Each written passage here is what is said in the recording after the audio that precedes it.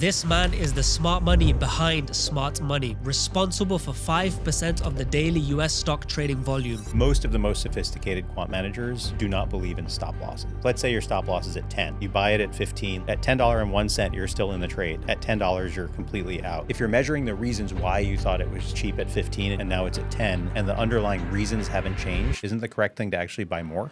Introducing Rishi Narang, co-founding one of the most secretive quant trading firms in all of Wall Street, trading $750 million.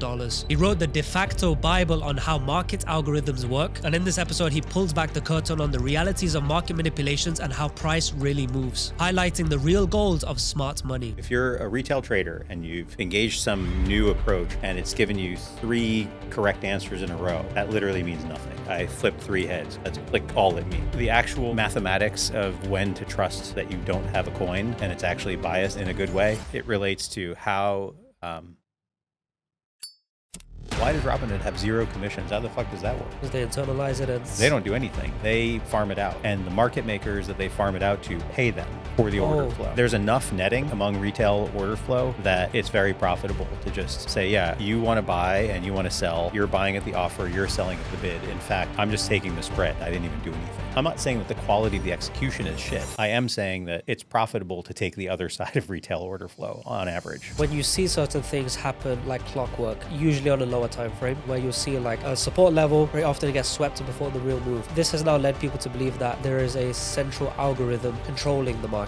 I'll say a few things that I think are just factual, and then I'll throw an opinion in there. So the factual things are the following. Ladies and gents, welcome back to another episode. I'm very excited for this one. I don't think I've spoken to a quant trader before, let alone someone with such a prestigious career and also being an author. And I think we're going to open up the black box today. What I want to start off with trading or quant trading. Would you say it's an art or a science? Well, it's going to be maybe a slight cop-out of an answer, but it's a bit of both. So the science part is in the implementation, and the art part is in designing the machine that is doing the implementation. I like to use the analogy of an autopilot on an airplane. So once the airplane autopilot algorithm has been designed, it just runs. Mm-hmm. And in fact, we're glad it runs because human pilots are notoriously error prone. We're not very good at routine, repeated tasks. What we're very good at is coming up with the algorithm, gets the plane from point A to B, not C, doesn't hit the mountain on the way, minimizes turbulence, maximizes fuel efficiency, gets you there on time, right? So there's an objective function for that algorithm. Do these things. We're good at coming up with that algorithm. We're good at programming it, Mm-hmm. and then we're good at letting it run. Right? What we're bad at is doing those things repeatedly. So the art is in designing the algorithm, but once it's designed, it's actually best to mostly just let it run. The science is in the developing, but then the monitoring may be the art. And There's a bit there as well, yeah. So I'll just give you, just to jump right into a corner case. I've been in this business almost 30 years. So I started my career in 96, and the next year we had the Asian currency crisis. The year after that was long-term capital management and Russia's credit default. Then we had the dot-com bubble and it's bursting. We had 9/11 in 01. We had a bunch of big frauds in companies in 02, Enron and WorldCom. And then we had the Iraq War in 03, on and on, right? So it's been like a parade of shit. I've been running my own thing for more than 20 years now. And in that time, there have been exactly 3 times that I actually intervened and took risk down to 0. Does this imply black swan events or external factors that cannot be predetermined can be systematized? So the distinguishing feature was, to quote Donald Rumsfeld, they were known unknowns. So I'll give you all 3 examples really quickly. The first was when Lehman Brothers was about to go bankrupt. The Tuesday before they went bankrupt, there was an announcement by them and the Korea Development Bank, I think was the name of the entity. It was their last hope at raising money. And it was announced that Tuesday that they had failed. So we were going to go into a weekend, just as they did with Bear Stearns that March. and they're going to go into a weekend where a bunch of men in suits would meet and decide whether or not to bail out Lehman. Mm-hmm. And they took a lot of shit for doing that with Bear, and there was a good chance they weren't going to do it with Lehman. But it's a known unknown. You don't know what the outcome is going to be. You know it's going to be a high stakes coin flip. For us, the right thing to do was go to fucking cash on the Friday before the weekend, which we did. Lehman goes bankrupt over the weekend. Quant strategies get absolutely demolished, not because the market went down, but because they're operating on past information that's no longer relevant, right? It's a sea change event. The second of these, actually, the first was August of 07. That's a more technical one, so we'll skip it. But there were signs that something was really fucked up in our space, and it was coming from a mass liquidation that started with problems in the credit world and then metastasized into other spaces. So that was the first one. Lehman was the second, and the third was COVID 12 years after, right? Right before lockdown, you could see the writing on the wall. Now, is there anything in any history or any data set that's like, especially in modern times, that's like what happened at the beginning of the COVID lockdowns? Like, no. So if you're modeling the future based on the past, but the future is going to completely disjoint from the past, maybe it's a good idea to step aside, right? To acknowledge my models don't know what the fuck is going on, Right. or they're about to not know what's going on. So we go to cash. So yes, in the monitoring, there can be art, but for us anyway, it has to be really extreme. And by the way, once it's happened, it's kind of too late. These episodes last a few days, maybe a week. You take a lot of pain, and then it gets good again. And so it's once you've started to take the pain, it's not usually a good idea to then rush for the exit. What is the difference between what is something that can be coded or programmed and therefore left to and trusted versus manual intervention? Because you're going to be seeing things subjectively and you're building a sentiment, or you're achieving something that maybe a computer can't. How do you define that sense of subjectivity? You had a guest on your show, the CEO of Capital.com, Tarek, yes. Tarek. He said something that wasn't about this, but it absolutely is about this in the end, which was come up with like a trading plan before you do the trade. Like write down your reasons for doing the trade. And then afterward, do an autopsy and say, okay, did the thing go as I expected it to go? What went the way I thought it would? Where did I just get lucky? Where did I get unlucky, but my reasoning was right a priori? Okay. It's the same thing with the answer to your question. If the premise of your model holds, then you should let the model run. If the premise of your model, if you're aware that it no longer holds, then don't use the model. And by the way, I'm going to actually amend what I said earlier.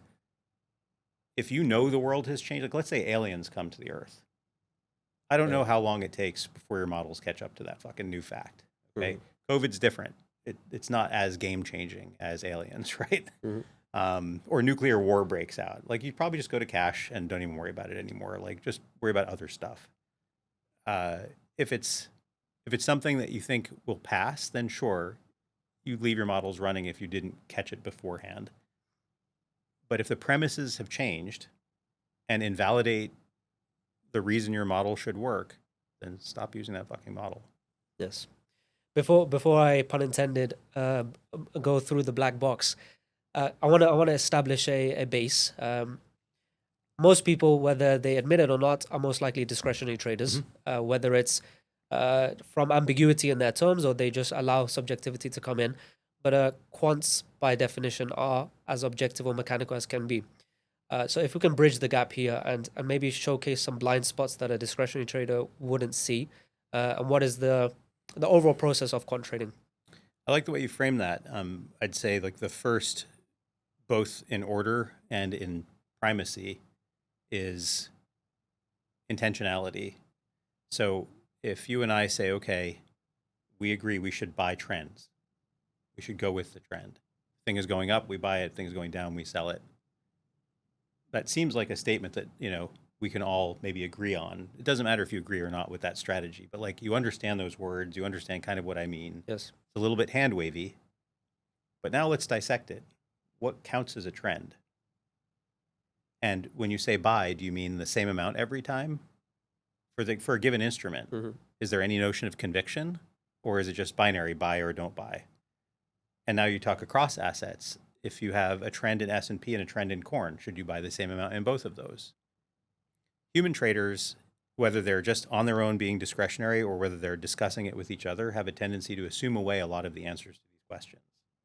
Quants can't afford to do that because the computer doesn't know what the fuck a trend is. It doesn't know what corn is. It doesn't know what kind of anything. It's a true blank slate.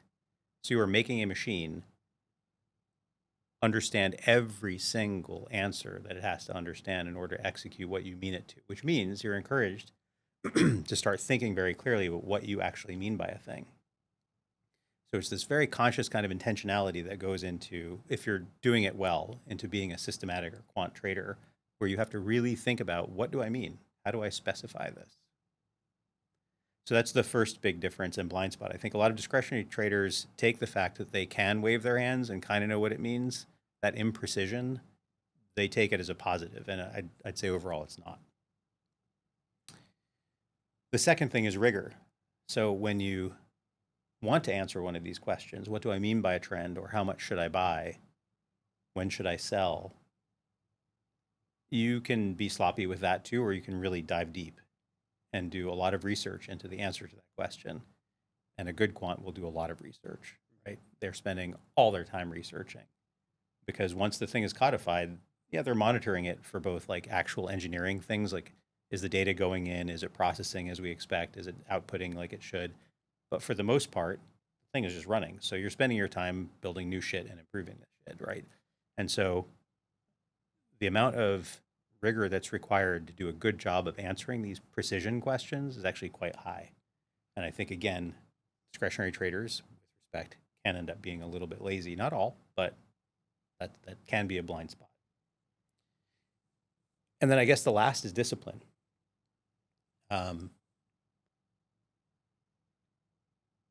It's not without exception. I named a couple of exceptions earlier to being systematic. But if you don't have that exception, it's really a lot better and more successful to be really disciplined in your implementation of your strategy than it is to just wing it. We all know that emotions can come into play, and they're valuable. There's a reason we have them. They're actually probably underrated, not overrated. But when it comes to performing in trading and investing, they're more unhelpful than helpful. Let's take a moment to talk about a partner of the show, a leading prop firm that is FundedNext. And it's important for me to listen to our community to see who are you working with and how can we make your experience better. And the main feedback I heard is trusted payouts, quick payouts, ability to scale, and affordable prices. And FundedNext has ticked all of those boxes, not only being a top 3 prop firm in the industry, but also having on-demand payouts, and every 10% you gain on your account, you will double your capital for free. And because in this industry, trust and reliability is the most important factor, an important guarantee that they have is that if you do not receive your payout within 24 hours, they will gift you an additional $1,000 to your payout just for being late. So to unlock all of these benefits and work with a leading prop firm in the industry, FundedNext, check out the link in the description or use the code TOT. When somebody walks, they are doing a lot of things subconsciously. They know how to walk, but they wouldn't be aware that the spinal erectors are firing in XYZ. Maybe the word here is subconscious competence that I'll use. But then you can extend that out when you explore mastery, and you can say flow state, and then intuition, and the list can go on. Obviously, a computer can't do any of these things. So therefore, is first of all, the goal of quant trading, is it simply to define in as much detail as possible parameters, or is the goal to understand the market? And when you understand the market, then you can predict or forecast. Well, it's I'd a say bit more more the simply latter. correlation, causation, I guess is what it boils down to. I'd say more the latter. Now, meaning you want to understand causation to the extent possible. And this is what I'm about to say is not canonically true. So it's my opinion of how this ought to be done. It's better to have a thesis and then to test the thesis. Now, let's be clear though, where do theses come from, right? Newton doesn't come up with gravity without an apple falling on his head, proverbially, right? We observe, we extrapolate, then we test that extrapolation. That's literally what hypothesis testing is. We don't just come up with ideas in a vacuum. We come from observation, which is just a kind of anecdotal form of machine learning, isn't it? Okay. Um, the problem with pure machine learning in this space, so pure correlative, like assessments of, okay, well, this has worked in the past. I don't have any idea why or even what it means, but fuck it, I'm going to assume it continues to work into the future, is that this is not the same thing as gravity, right? The laws of gravity are more or less unchanging throughout the entirety of the universe. Chess, Go, driving, airplane flying, like these things are more or less immutable. To the extent they change very slowly and gradually. Language, another similar thing. The markets are highly dynamical. They do not stay the same. You also have very little data compared to these other things, right? So if you're looking at language models and you're studying Facebook posts, there's like 1 billion active Facebook users a day. There's maybe 10,000 instruments you can trade in the fucking world, right? And they don't go back that far, right? So there is no big data problem in our world. There's a small data problem, and it keeps changing. It keeps morphing. Worse, it morphs in response to your actions, right? Yes. So it's a much noisier, much more chaotic, much harder system in which to predict. And any alpha is just that, it's just predicting. Let's not make any mistake about that. If you have alpha, it's because you're good at predicting the fucking future, which is a crazy thought. Just to devil's advocate here, Yeah. is a trader often not reacting to what it sees in the sense of previous patterns? I'm going to predict Sure. as future outcomes, but what you're doing here is reacting to certain parameters, not necessarily predicting. You're reacting, but only because you think they're predictive. If you didn't think they were predictive, it would be highly irrational to act. Of course. Okay. With that being said, I'm curious because it's a thought I ponder upon. How can something that is random, because even if there's predictability patterns, just to put simply, Yeah. each pattern that presents in the market that may optically appear the same, in essence, is completely different because there's a different participants, there's different factors going around it, there's different intentions of someone buying at the same place, one to invest, one to scalp. So when there is so much randomness, how can it translate to consistent outcomes? You've hit the crux of the matter. Okay, so my ex-wife is a social scientist. She studied psychology, research psychology. And there's a term I'm going to use that's technical, but it's not that complicated. It's called the out-of-sample R squared, which means what is more or less the correlation of the future outcome to your prediction. Okay? Okay. A 1 correlation means you've predicted it perfectly. You're effectively your god. Okay? 0 means you're a coin toss. You're like literally a monkey throwing darts at a dartboard. Okay. In her world, so imagine she's predicting human psychology. That's her research. She saw something I was writing that talked about a good out of sample R squared in our world is like 0.03, 0.04. 0, remember, is the min, Yes. and 1 is the max. And like 0.03, 0.04 is like fucking successful. And she looks at that and she goes, your job is so stupid. Like, the fuck is this? She has a point. So it's exactly your point, right? No, this stuff is super frail overall. And it takes constant maintenance and constant supervision and constant improvement and adaptation, or you die. Models obsolesce. And it's not the concept that obsolesces. Like, buying cheap stocks is never a stupid idea. Exactly what does that mean today may look quite different from what it looked like 5 years ago, even 5 years ago, yes, let alone 50. Are we therefore speculating that human behavior is the common thread? Human behavior and game theory, yeah, those are the common threads. But actually, it reduces back to human behavior. Game theory is just like a good lens through which to understand human behavior. Yeah.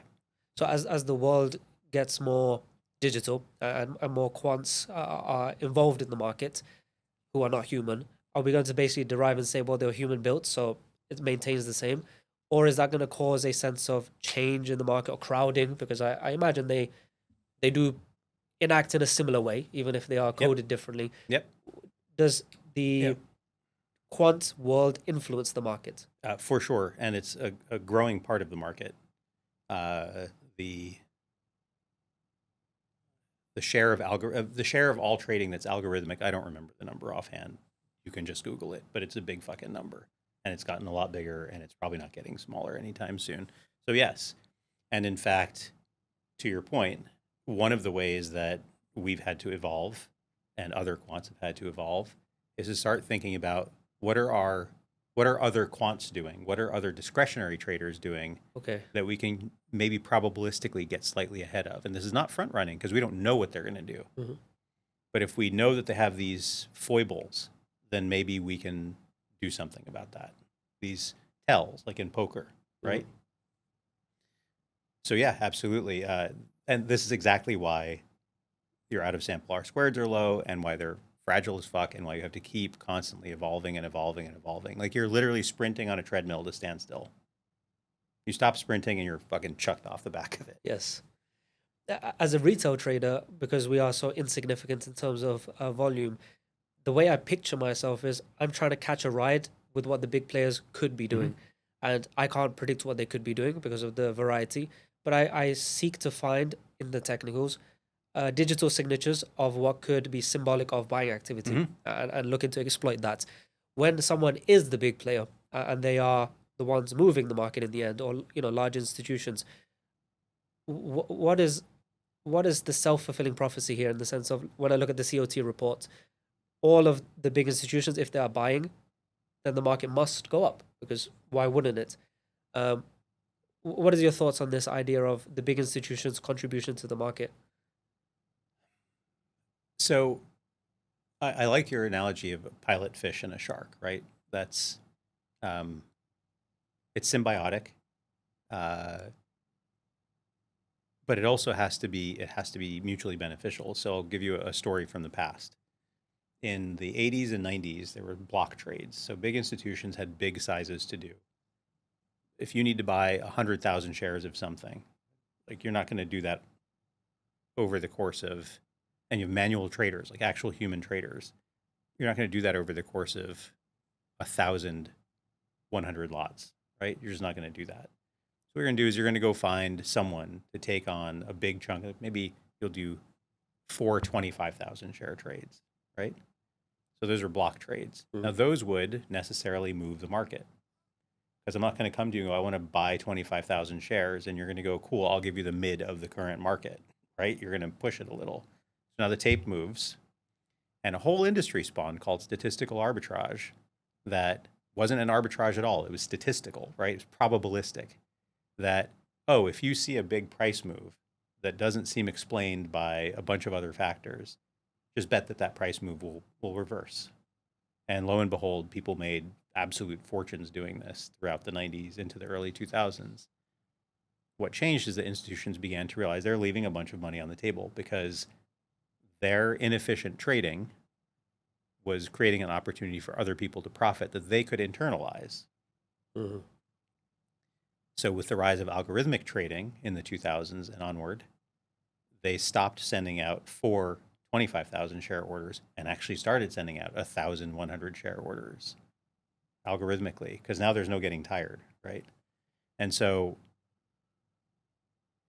they're more efficient now than they used to be. However, you as a discretionary intraday trader can find some patterns there, and sophisticated HFTs with lots of compute power can really effectively find patterns there. So the main algorithm that people use is called VWAP, volume weighted average price, right? And these VWAP algorithms have, like, you can know how they work. When you know how they work, you can potentially exploit them in the same statistical arbitrage-y kind of way. That's what HFTs are doing. And I would say that what a successful intraday trader is doing is like a subset of that, right? You're picking your spots when you can see where the shark is going and you go with it. And the rest of the time you're like, please just don't eat me, right? For the last 2 years, a proud sponsor of the show is a top-ranked leading prop firm, Alpha Capital. And for the years that I've been working with them and the thousands and thousands of viewers, you guys, that have been working with them through the discount codes of Titans of Tomorrow, it's clear for me to see why they are a top-ranked prop firm in the industry. They have also reached a monumental milestone of $100 million in payouts. And with the multiple step plans and the multiple package types they have, there's going to be an option catered specifically for what you're looking for. So you can buy an evaluation account catered to your needs at the most competitive prices, and with our discount code TOT for Titans of Tomorrow, you're able to get the most unbeatable, unmatched prices in the industry with a leading trusted prop firm. And with that being said, let's get back to the episode. When I look at my trading, which is technically and it's technicals, and I like to have confluences. Is this just a primitive way of being a quant trader where I have defined rules? There's a degree of subjectivity, but realistically not. A break of structure is a break of structure, and X, Y, Z. Um, does it still serve me, or does it still serve anybody to be a discretionary trader, or is the end goal to be as systematic as possible? I'll ask you a question in exchange. So, how much of your value is in following your system in a disciplined way versus in knowing when not to follow it, when to make exceptions? Like if you were to try to pie chart your attribution, how much does the systematic piece add value versus how much is it the exceptions that add value? And I'll ask you a corollary, which is all the people you know and have interviewed who are super successful doing this. You can kind of generalize your answer for all of them if you want. That's the answer to your question, by the way. Yes, it's interesting because deviating away from the plan at its essence is a false behavior, but there is the element of, okay, my intuition, which I want to debate this because I don't have clarity on what that really is. But when I look to answer this question, I like to look for the why. This is maybe an issue, and when I don't know the why, I don't participate. But Yeah. patterns will exist, and sometimes you see the pattern or the signature play out in your favor, and other times it was identical with every same trigger and it didn't play out. I don't know the why. So this is why maybe it's worthwhile leaving things a little bit loose, because in the end, what is the difference between my rules and everything that I do, and I teach someone exactly the same thing, but we may deploy it in different ways? Why is that? Now we could say it's experience or market IQ, and it feels a bit wishy-washy to say that, but maybe the answer is that it's nuance. It's nuance where the pattern may be the same, but the context was different. And then you can say, well, I can look to define that further and further, which is why I asked the question in the first place, where I can regress all the way back to say, well, I can define all of these terms, including the nuance. Hence saying, should we go systematic as possible? So in theory, you could. The difficulty is that at some point that becomes overfitting, right? You're asking far too much And then you never execute. of the data. Well, overfitting meaning you're over relying on the data to teach you too much. It can't teach you what you're asking it to teach you. So for example, if you say, right, I'm going to buy when this setup happens, but only if X and only if Y and only if Z and A, B, C, D, E, F, and I've gotten like 7,000 rules around it. Yeah, you may limit the number of trades you'll do to a crazy small number, but actually you might have a bunch of those things. And so you might still be trading plenty, but you've become very, very specific. And so if one little thing is off, right, now your trade doesn't work or it shouldn't go on. True. So this is where intuition is actually quite useful. Would you say it's intuition, or I would now have all the things that I look for, but then I put it into what I call a hierarchy. There's a confirmation checklist hierarchy where certain are non-negotiables, others are cherry on tops. And then what I've now cascaded that towards is A plus setups, A setups, and so forth. And maybe that'll affect your position sizing.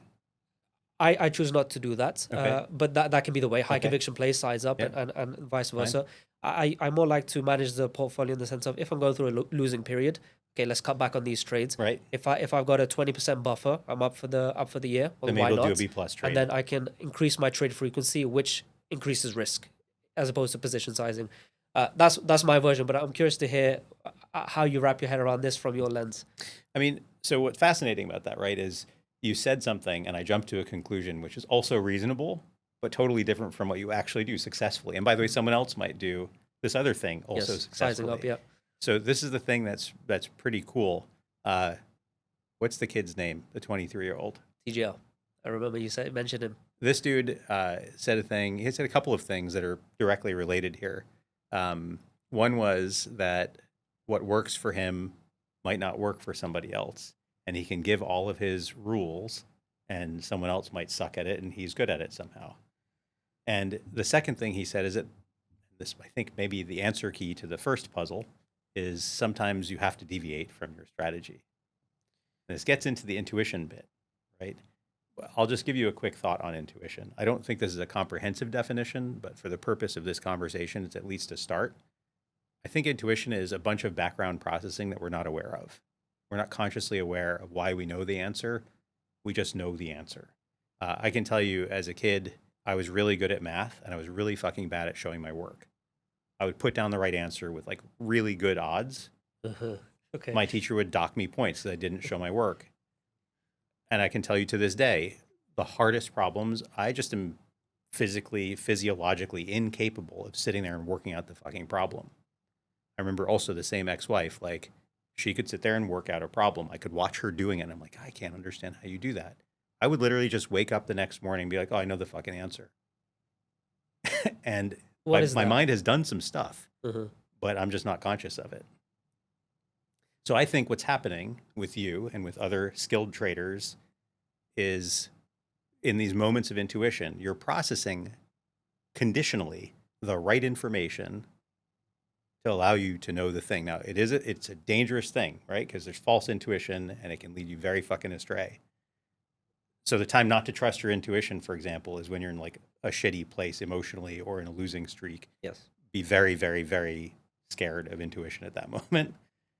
You have to be like kind of pretty zen, and then I think your intuition can be more reliable. But I think that at its best, that's what it's doing. So would you not agree with the statement? If you can't explain it, you don't understand it. Oh, I definitely agree with that. So if you can't explain the why, yet you get it right. Why is that good and not just luck? Yes, but also you are succumbing to the human element of that TGR statement of what works for me might not work for someone else. Sure, in a pocket of time or a sample size. But now humans are going to succumb to confirmational bias, Uh-huh. recency bias, all the gambler's biases, fallacy. yeah. There's all these things. And if we knew we're doing it, then it wouldn't be a bias. So Well, that's I mean, why it's you're a there. little bit speaking my language, which is why we're quants, right? Okay. So I agree with you. I also can't dispute that there are very successful, consistently over time, very successful discretionary traders, both at short time scales and longer ones. Like all the guys who work at 0.72, those discretionary equity PMs, they're not all amazing. There's some pretty fucking crazy good ones. Like there's a near zero statistical probability that what they do is luck, right? Yeah, I see. They have some skill and there's no fucking machine to it. I've interviewed some on this US tour just like this. One of them was famously 20-year track record, simply reads TikTok comments. And when I explore fundamentals, doesn't believe in it. When I explore technicals, doesn't believe in Well, it. TikTok hasn't been around for 20 years. I mean social consensus. So fine. TikTok now, So but sentiment. Sentiment, And but TikTok is his that's a vehicle choice. wishy-washy. Like, what is sentiment, and how do you gauge it? Is it Yeah. not a pocket of the people that are commenting? That's a certain archetype. Like, That's right. I have so many questions. There's like, what about risk? Do you standardize that? No, it just depends on how the comments display a feeling to me. I was like, this is so vague. I don't get it. Yeah, look, You're maybe an anomaly, but it stood the he's an test of time. anomaly, and it may be real. No one should do what he's doing except for him, right? Like, okay, cool, dude, you did your thing. So I guess here the exceptions don't define the rule. What about the saying that a broken clock is correct twice in a day? Yeah. Meaning to say something works great. But what about the sample size and exploring that? Because I think that's probably something that holds a lot of people back. So, and I think it's one of the big problems. So, as I said, we have a small sample size problem in the first place. So, let's say that you do 5 trades a day. That's roughly 1,250 trades a year or something like that. Now, if you imagine how chaotic and noisy this world is, that's kind of close to zero. It's a lot closer to zero than it is like a real number that matters, right? A high frequency trader trading all like the top couple thousand US names all day, they're doing, hundreds of thousands or millions of trades a day. Now you're talking about a sample size that means something. And this is exactly what overfitting is about. So if you're a retail trader and you've engaged some new approach or some system or signal or whatever, and it's given you 3 correct answers in a row, that literally means nothing. Like, you have to understand that actually means not a single fucking thing, right? I flipped 3 heads. Congratulations. That's like all it means. But also, if it's giving you 3 losing trades in a row, doesn't mean it's shit. It means nothing. Mm-hmm. Now, the actual like mathematics of when to trust that you don't have a coin and it's actually biased in a good way, it's more complicated than we're going to get into today. But it relates to how high probability is it supposed to be? How many times have you flipped it? What's the variance around it? But on average, people exhibit all of these biases in how they treat feedback from the market, and it creates a lot of lack of discipline. Back to that third blind spot we talked about earlier. Let's explore discipline with regards to risk. What I mean by here is I saw this time for the last year and a half, I've been calling my trades just like live call outs on X. And it's been a cool journey. And you can imagine the comments when you go through a losing period and the euphoria even after one win. And it's been a wild ride. But I was doing very well for the majority of the year. And then this time last year in summer, I took a sequence of losses. I took 7 losses in a row. How can I ask? So, how long term? How long are these trades lasting? They're all intraday. So okay, so the 7 average duration quick a couple trades of in a row. hours. Yeah, And it was about maybe 60 trades across the year and a half. got it. But yeah, encountering a 7 loss in a row. Now, I'm used to the losing periods. I had many in that year and a half, but it was easy to bounce back because I think I've just been doing it long enough. The comment section and all of that added a bit of pressure, but nonetheless, it was fine. Now, when I encounter a 7 loss period, or anybody encounters a 7 loss period, you have the decision to make of, have I had a decay in the edge? Probably not, but there's a question there. Is it external factors, which is now causing adherence to the plan or performance related? Is it just something, the random distribution of wins and losses, which I need to be aware of? And then what do I do thereafter? Should I size down and because of the sense of tilt, which is what I choose not to do when others would, simply for the reason fact of, well, with the risk reward profile that I have, a couple of trades will get me out of the hole. But now if I size down, well, it takes me longer, and the longer duration in the losing period is a psychological So your burden. cutting loss is relatively small. So you have 7 small losers, but you tend to ride winners longer, and so asymmetrical gain. But it's more to say what to do when you have a losing period. This is a sense of discipline. So I maintain it. But my question here is, a year later, so a couple months back, I remember this losing period. I got hours of it, but then I came across a matrix which was basically saying, across 100 trades sample size, what is the probability of X consecutive losses, depending on the win rate you have? The win rate that I had was around 60% at the time. And this is an interesting topic because I have 80% win rate setups. I also have 40% win rate setups. So I can maneuver my win rate based on how I deploy the setups. So at the time, it was about a 60% win rate. Now, I would have thought, if I have a 60% win rate, what are the chances I have 7 losses in a row? I would have guessed very, very slim. Like, I don't know, 5%. Totally possible. But when I looked at this table, I said in this 100 trade sample size, the probability of 6 losses in a row was about 80%, and 7 losses in a row was maybe like 6, a little bit less. Yeah. Meaning to say it was going to happen at some point. Oh, for sure. Which was something that I didn't understand, because isn't each moment in the market independent? Isn't each loss not bound by what happened before and after? So this was something interesting to get my head around. So you've touched on, you've identified 2 of the 3 circumstances that could result in a losing trade. The first thing you said is the edge gone? Meaning, is the trade broken, right? Is the strategy dead? The second thing you identified is it just random chance? And now this is this thing you've talked about. This random is called IID, right? Each draw from the deck is independent of the previous one. Yes. There's a little bit of a possibility of a false premise there, which is to say that you can go through an environment where you're going to be drawing from the shit side of the deck, and then you can go through an environment where you're drawing from the good side of the deck. Yes. And it's this third place that you're in most of the time. You're either in a good environment or a bad environment a lot of the time. And you're only in a neutral environment some of the time. And so this kind of autocorrelation, this string or streak of wins or losses, actually not that uncommon. Because especially in a short time period, it's not the case that each draw is independent of the prior. Now, even when that's the case, I'm pretty sure that the thing you looked at, that grid, would assume independence. I assumed independence. The grid says otherwise.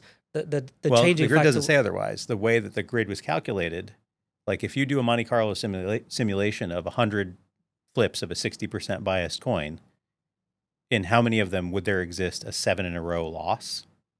Yeah, that's going to be like 60 something, 70%. Despite a 50-50. Yeah, because it's just fucking coin flipping still. It's barely different from an actual coin, Yes. you know? And so, and you're not flipping the coin 7 times, and you're flipping it 100 times. And over the course of the 100 times, did you get 7 in a row, one side or the other? Yeah. I mean, that's fine. It's not crazy to me. When you add in this idea of a regime or an environment where your shit's either in favor or out of favor, then the odds start to go up a lot, right? Now, back to art and science, knowing when something's broken or the edge is gone versus is it just bad luck versus are we in a bad environment, it's really hard. It's really hard to systematize that answer. At extremes, it's easy to see, but practically it's very hard.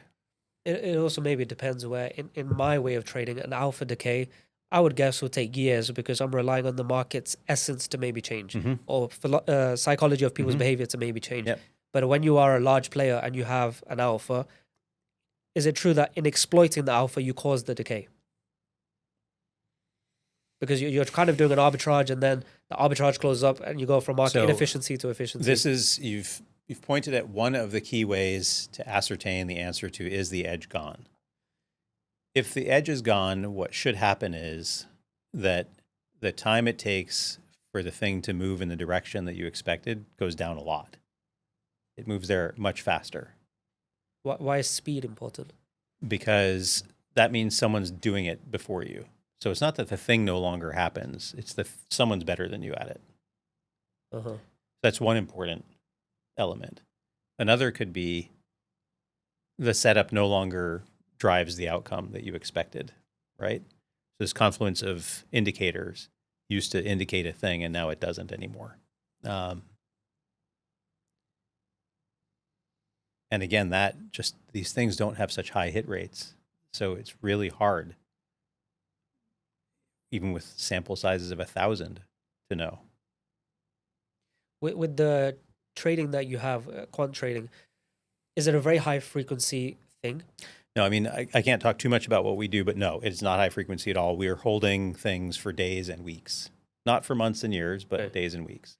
And in terms of the execution of it, I guess you have your parameters and whatever the justifications for an entry is. Would you be deploying that across the market, or are patterns dependent on what you are trading? So some of the strategies are specific to certain instruments. So I'll give you an example that's not specific to us, but it's a true thing that happens. There's data sets out there about credit card usage, right? So where are people in aggregate, not like you as an individual, me as an, but where are people in aggregate spending money on their credit cards? So this credit card data is mostly relevant for obviously retail type companies. So Amazon and TJ Maxx and Target and Costco and whatever. Does credit card data tell you anything about people's behavior with respect to NVIDIA or IBM or PricewaterhouseCoopers? No, because they're not spending that money on credit cards, right? Those are like business to business deals that get paid by wire. So if you're going to use that data, which a lot of people do, you're necessarily going to be trading a subset of the stocks, right? Because you don't have the data for the other ones. There are also things that, for example, only exist in commodities, supply, right? It's not that supply doesn't exist elsewhere, but like using weather data to understand, like, are we going to have more wheat than we expected? Okay. Right? That stuff is out there. Why not use it? And so, yeah, that's going to be specific to a sector. This comes back to overfitting and underfitting, though. So in the old days, like when I first started in this industry, overfitting was a really, really dirty word. I mean, it's still a dirty word, but much less than it used to be. What do you mean by, why is it a dirty word or frowned upon? Well, because it means that you think something's there, but it's not. You think there's something real there, but you just, you asked too much of the data and it lied to you, right? So in science, this is called a type 1 error, where you think there's a real result, but it's spurious. Cool. Okay. Now, with quant investing, the way that people the antidote to this was general models. So models that applied across a whole universe of things without any difference. So if you were doing trend following in futures, you had one set of parameters for all the instruments. You knew it was going to work better in some than others. You didn't give a shit, because the minute you start adjusting the parameters for this and that, it's a slippery slope towards overfitting, right? Meaning that you got confidence from a cross-validation that this thing works across all the instruments. And if it only worked for these instruments, you just didn't believe it. So as we've gotten further along in the competitive landscape, and this comes back to the evolutionary thing that you were asking about earlier, the kind of low-hanging fruit is all pretty much eaten, right? And so people are no longer able to rely on these super general models, and they're having to get more and more comfortable with more fitting. Now, still, overfitting is overfitting. You don't want it. But there's a cognizance of underfitting, where should you ignore the data set that's super interesting but only applies to commodities or only applies to retail companies? No, you shouldn't ignore that stuff. You should be able to see that there are valid hypotheses that you can test, and you're not going to get as broad of a cross-validation, but you have a stronger prior. So it's fine. You just go with it anyway. I don't remember how we got to this. Cool. Let me springboard. So specificity, we're doing it dependent on this asset class has these determining factors, for example, the weather for crops. Yep. Does this therefore imply that there can't be a common denominator in the market in terms of, if I want to use a phrase, the language of price? Can there be strategies that are evergreen across all markets? I've never seen one. Now, concepts are not that numerous. So the concepts do span all the markets all the time. For example, let's say a range break test continuation. Sure. This is a pattern I would see across markets, not something that I trade, but I can see it. What is that then? So when you say this range break, like a break of a range, let's say you got a support and resistance consolidation, it breaks out bullish. Yep. Often it will come back into the range. You enter somewhere in the range of whatever execution you have, Fibonacci, whatever, and then you expect a continuation. Now, and it'll be less often than it just flies. Does it look the same, meaning the parameters are the same in every market? Optically, yes, it would look the same. Like even the parameters around it. So however you define, there would be variance, because it can just be be tapping into the top of the range. Sometimes it's deep into the range. Therefore, there's you can use an EMA or Fibonacci, but there's ways to execute on it, and you'd miss some of them that are not in your parameters. The reason I'm asking is that, so there's a concept to that, and I do think the concepts translate pretty nicely across markets. But when you get into specific, like build the model to do this, that model is going to look a little bit different for everything. And some things it won't exist at all, right? Maybe you've identified some amazing pattern that actually is. I haven't seen that before. I haven't seen anything that just consistently works at all. So I'm not a proponent of pattern trading, because I feel they're inconsistent. But what I do see is repeating things from a technical perspective. Is that something you would build parameters around, technicals?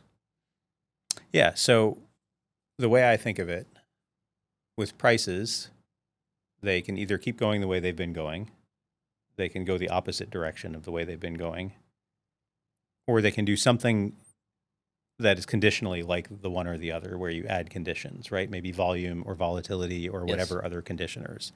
So I call the first thing trend, the second one reversion, and the third one technical sentiment. Okay? Where you're looking at exchange-related data to give you a sense of sentiment, right? And you can trade that stuff directly, or you can use it as a conditioner for these other two concepts. Those are like real things that happen in stocks, they happen in futures, they happen in crypto, they happen in FX, they happen in everything. How exactly they look in each of those examples is different from everything I've seen, right? I have never seen a strategy that just works equally well across everything. Now, that being said, when you look at like trend following in futures, which is a big industry, hundreds of billions of dollars of assets under management in that world, There are firms out there that manage, that trade 400 instruments, everything from like obscure Chinese commodities to Bitcoin futures to the 10-year US Treasury, the S&P, all kinds of obscure stuff. And they are finding that they can trade trends with consistent parameter sets across all these markets. Now, when they try to apply them to single stocks, it generally fails. So at the macro asset level, it seems like it can work. When you get to single stocks, there's a lot more idiosyncratic noise that happens, and that's where the problem comes in. Okay, with this being said, does it imply that schools of thoughts that are where everybody starts their trading, let's say an Elliott wave theory, a Wyckoff theory, a support and resistance, Fibonacci, all these terms and beliefs that we are taught, is there an element of truth to them? Because, for example, Wyckoff theory is going back decades, but I will see often on a lower time frame an accumulation, a consolidation before an expansion. So, is there any common denominators in price or in the markets? So again, I think so, but what would be very surprising to me, I would just say I will call bullshit, is if someone were to tell me that you could take a set of parameters for an Elliott wave system and apply it universally to every instrument blindly and it will work well. That just that just definitely has to be wrong to me. Like, and by the way, if that was true, then someone with faster tech and better market access would just take all the money that there is in doing that. They would exploit the. It'd be done, right? So, like, there's just no. I'm just a no on that, right? Like, is some version of consolidation then expansion that idea? Sure, that could be a thing that's universal. But then how exactly to fit it, how exactly to implement it, and whether to do that individual market by individual market or in clusters of markets or whatever, like that's where the art comes into the science, right? Are we retail traders therefore learning backwards in the sense of we will go to schools of thought and we'll learn what the confluences in those schools of thought are. And then often what we'll do is combine and mix and match. We'll take a bit of Elliott wave, we'll take a bit of support resistance. I like Fibonacci. And you make your own cocktail and hopefully test it and see if it works. But that becomes the route we take. It's like theory into confluences, into testing, into deployment. Whereas it seems like you maybe are doing it backwards, where it's the data first, and then you don't look to explain it or give it a term. Well, this comes back to what we were talking about earlier about the origin of scientific hypotheses. I think that there's a certain sense that things are different where you start with, perhaps the way you're describing it, you may start with a school of thought and then try to apply it. But where did that school of thought come from? It didn't come out of nowhere. Whoever originated it probably did what we do, which is observe the markets, hypothesize that something's going on that we can extrapolate, maybe test it backward, then test it forward, then actually trade it. And then why they teach it to others, I don't know, because that's pretty not useful to yourself. But yeah, like that there is that difference, except for that I'd say that the schools of thought originated from the same place that our ideas do. Makes sense. What is your thoughts on time horizons or time decay linked to certainty or not certainty, but a probability of an outcome happening? For example, I used to be a swing trader in my first 4 years of my trading, and then the last 6 have been getting shorter and shorter, where it used to be intraday and now intrasession. Now maybe I even call myself scalping. When I look to see why, is because when I'm on the lower time frame, I can get a similar risk to reward with a shorter time horizon, with a similar win rate. So then all the benefits are here. When I look back at swing trading or increased time horizons, is that not naturally a baked-in decay in the sense of the analogy I often give is if you had to guess where price is going to be in 10 minutes, it's going to be 90% chance like 10 pips higher or 10 pips lower. So you can have a degree of certainty that it's going to be somewhere here. If you just ask where is it going to be in 1 year, well, who the fuck knows? So many things can happen in between. Yeah. And with all the information I have today, I can take a sound decision as a swing trader. But then as the trade is playing out, new information can come that I couldn't have seen and then delete the reason I got in, which is why I've moved away from swing trading and I get shorter and shorter time horizon. What's your reflections on that? I'll say a few things that I think are just factual, and then I'll throw an opinion in there. So the factual things are the following. Like with weather, nearer term forecasts are much more accurate than longer term forecasts for exactly the reason that you just said. In the next 10 minutes, how much can happen? In the next 1 year, orders of magnitude more shit can happen. Yeah. As chaotic and difficult to forecast as weather is, markets are at least as much so. Right? So the flip side of that, and there's actually an analogy, right? So let's say you don't have an umbrella with you. It's a clear day here in Chicago.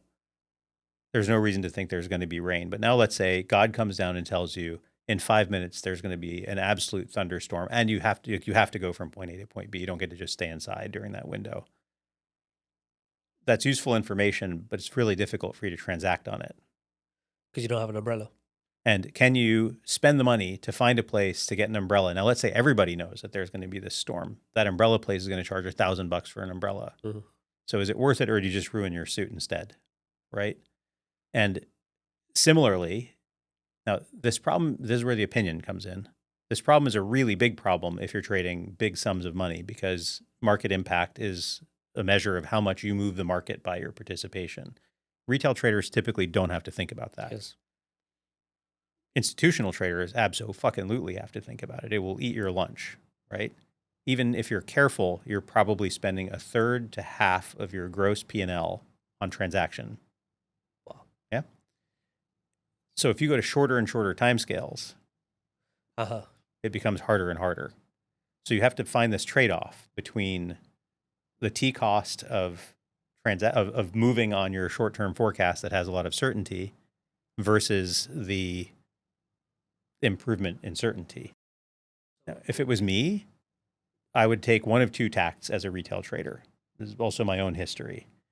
I would either do short-term trading or I would do highly nuanced trading. And I'll give you an example of the latter. Rather than saying, I like NVIDIA and I don't like AMD. Well, actually, rather than just saying I like NVIDIA, I would say, okay, what is it that I like about NVIDIA and how can I hedge that bet? So do I like NVIDIA relative to like the S&P or to the NASDAQ generally? If so, at minimum, I would go long NVIDIA and short the other thing to isolate what is my actual bet, right? This goes back to the CEO of Capital.com again. Tarek, sorry. My memory is fucking garbage.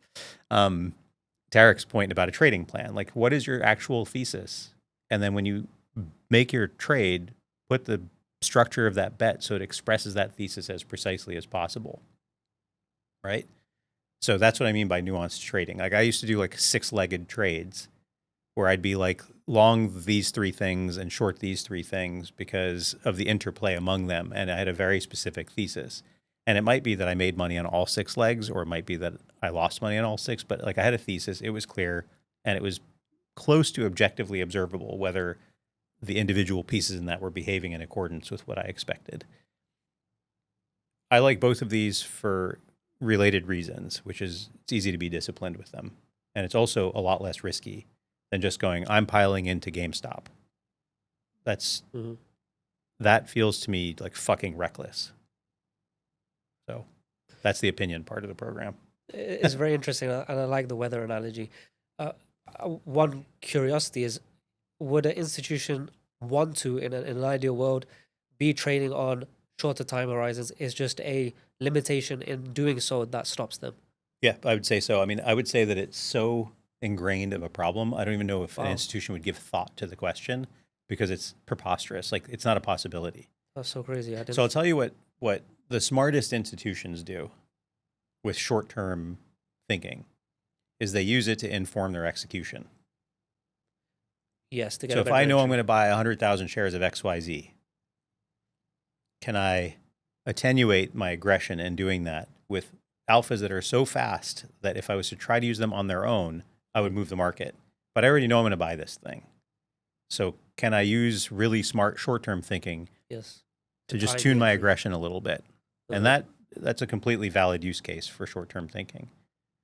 And would it be true to therefore say that those that are trading on longer time horizons naturally have to focus more on sentiments and fundamentals and geopolitical factors? Price trend is something that can operate on very long time scales, months and months. But is price trend not a reflection of the fundamentals? Yeah. So yes, fundamentals are more predominant on Okay. longer holding periods, but the main price action thing that you see done on long holding periods is trend. Mhm.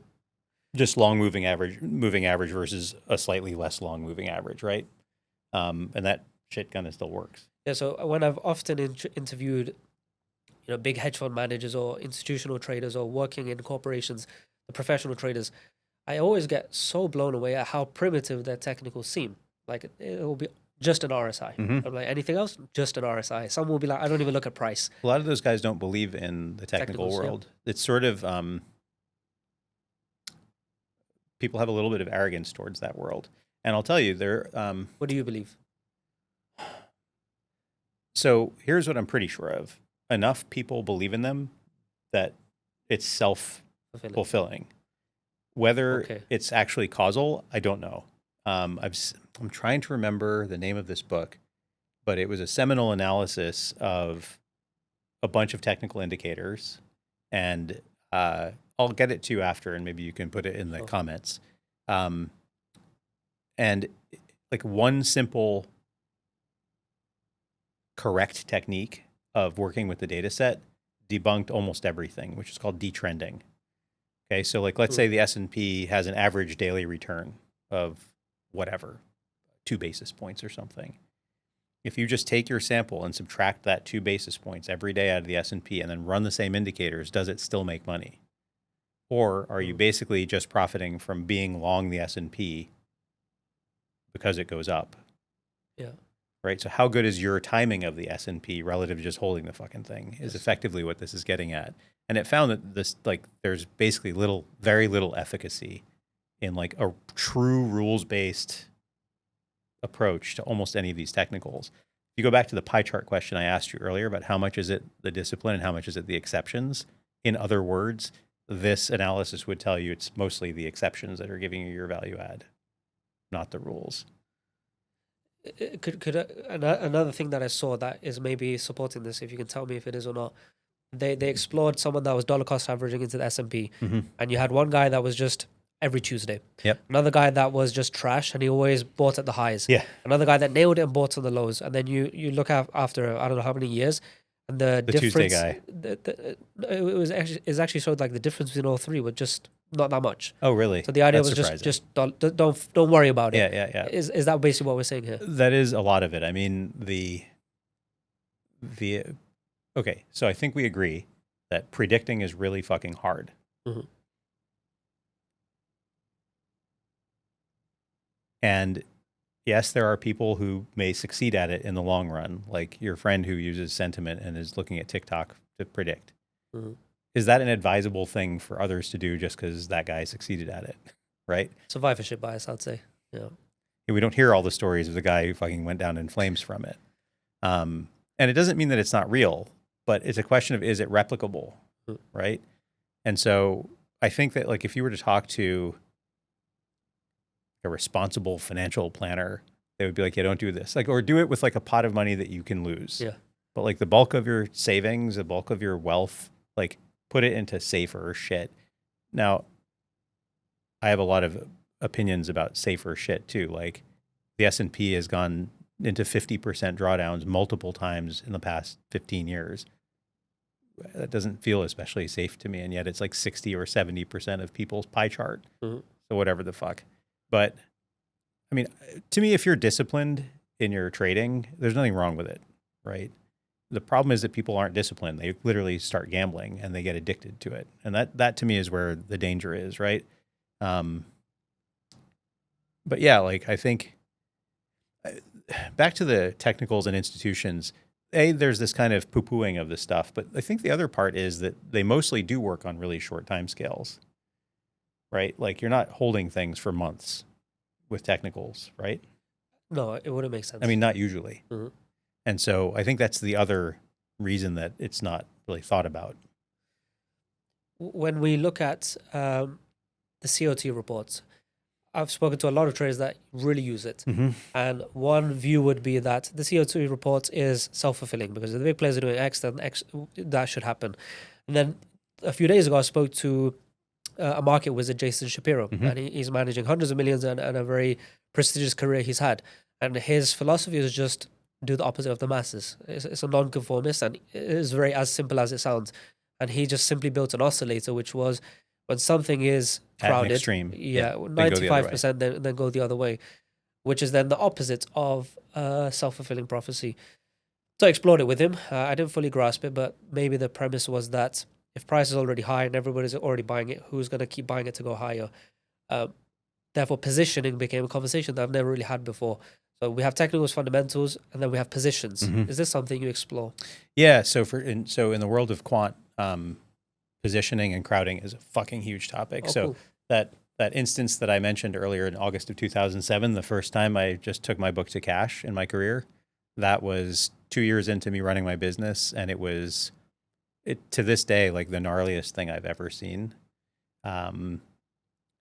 What it was the following. So you had some pure quant hedge funds, and they're all doing whatever they're doing. Some of them look really similar, some of them look really different from each other. So think of them like a chain link fence. So one part of this chain link fence, one area of it, is like standalone quant funds. And then you have multi-strategy funds that are doing a bunch of things, including quant and say credit. So now the credit part of the book is blowing up because the credit market is blowing up. And so they need to raise cash to meet margin calls and to like just take risk down. So they start to sell the liquid stuff. And the liquid stuff is quant, right? So now they're blowing out of these books, whole portfolios, billions and billions of dollars of portfolios, right? Of positions, and it's levered, right? So their losses are staggering. But more important than that, they're moving markets with market impact because they're selling and continuing to sell. And the more that you're selling, the more price starts to accelerate in that direction because you go through all the natural buyers and then you're into the market makers. And then the market makers are like, actually, this is like an iceberg and I don't really want to get in front of it. Or it's a freight train. I don't really want to be in front of it. And so like, fuck, I'm moving my prices way the fuck out. And so it's this accelerating market impact function. Well, but now they're selling stuff and it's hitting regular quants who don't know anything about or aren't doing anything to do with credit, right?